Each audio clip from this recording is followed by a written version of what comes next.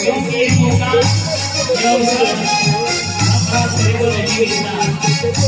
ये हमारे कमल विहार और कमलेश भैया ने हम आप सभी को और राम सिंह जी ने अवसर दिया है, उनकी समिति ने हम आप सभी को अवसर दिया है। इसलिए ये हमारे दोनों हाथी अच्छे बुरे काम करते हैं, इसलिए सचिव कहते हैं इसको मेहनत कराओ।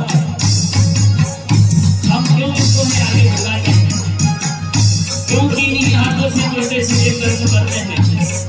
इसलिए इनको मेहनत कराने में कभी कच्चा न छोड़ना, नहीं तो ये हम सभी को इस मानव तन में आना लेन को दबा देगा और मुक्ति नहीं करने देगा। इसलिए ध्यान भजन सुमरन करते तो भी इसको आगे रखते हैं वो सद्गुरु तो मालिक। इसलिए कहा